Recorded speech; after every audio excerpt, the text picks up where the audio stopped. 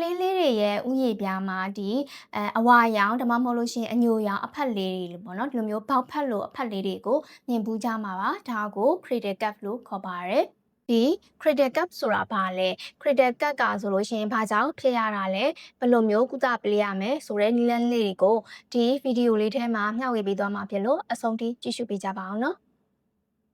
်အားလုံးပဲမင်္ဂလာပါကျွန်မတော့ Clay လူကုဆရာဝန်ဒေါက်တာလင်းဖြစ်ပါတယ် Clay ကျမရဲ့ဗီဒီယိုတွေကိုဒီ Happiness Page ကနေပြီးတော့မှမျှဝေပေးရရှိပါတယ်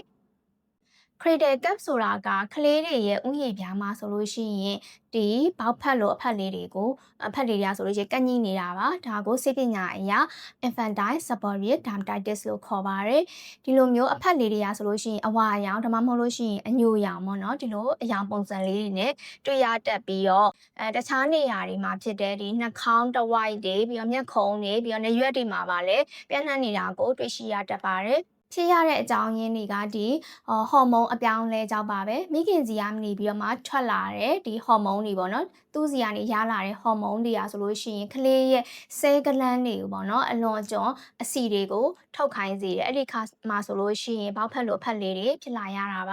ါနောက်တစ်ခုကကြတော့ဒီအဆီပြန်တဲ့အသားရည်ရဲ့ပြီးတော့ခန္ဓာကိုယ်မှာရှိရဲ့မှုယောဂပိုးရဲ့ပေါင်းဆက်ပြီးတော့လေ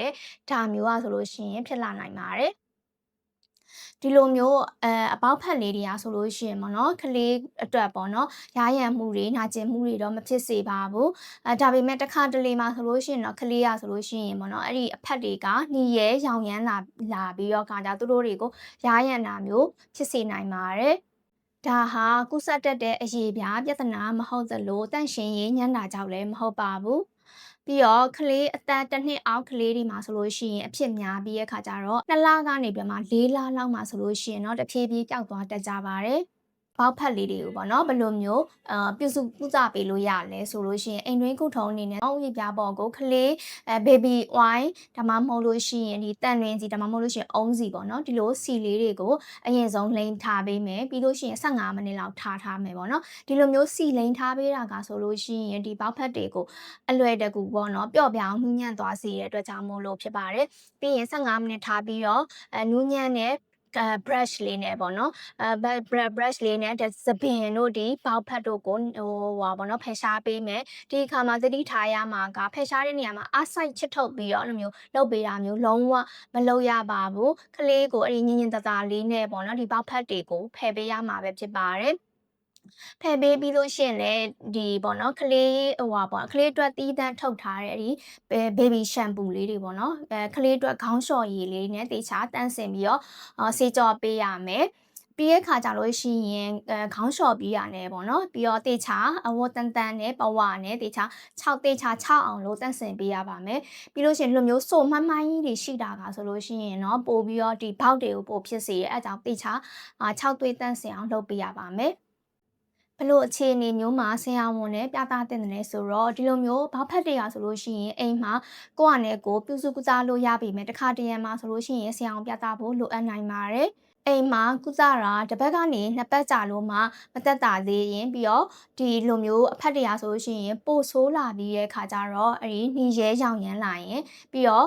့ပြည်တယ်နာတွေဖြစ်လာမယ်ဒါမှမဟုတ်လို့ရှိရင်သွေးထွက်တာမျိုးတွေဖြစ်ခဲ့မယ်ပြီးတော့ကလေးကအရန်ရရန်ပြီးတော့ခဏမငြိမ်ဖြစ်နေတဲ့ခါမျိုးမှာပြီးတော့ဒီအဖက်တရားဆိုလို့ရှိရင်တခြားနေရာတွေကိုပေါ့နော်ပြန့်နှံ့သွားမယ်ပေါ့နော်ဥပမာအဲ့ဒီဂျိုင်းကြားတို့ပေါင်ကြားတို့ဒီလိုနေရာမျိုးတွေအထိပြန့်နှံ့သွားခဲ့မယ်ဆိုလို့ရှိရင်ပေါ့နော်ဒါဆိုလို့ရှိရင်တော့ဆရာဝန်နဲ့ပြသသင့်ပါတယ်ဆရာဝန်ကအဲ့ဒီလိုအပ်တဲ့ပေါ့နော်အဲ့ဒီအမှုပိုးသက်ဆေးတွေဖြစ်တဲ့ခေါင်းလျှော်ရည်တွေပေါ့နော်ဒီလိုမျိုးခေါင်းလျှော်ရည်ဒါမှမဟုတ်လို့ရှိရင် mild steroid lotion ဖြစ်တဲ့အဲ့ဒီ steroid ပျော့လေးပါတဲ့လိမ်းဆေးတွေပေါ့နော်ဒီလိုဟာမျိုးတွေကိုဆရာဝန်ညွှန်ကြားချက်နဲ့အညီသုံးစွဲဖို့လိုအပ်နိုင်ပါတယ်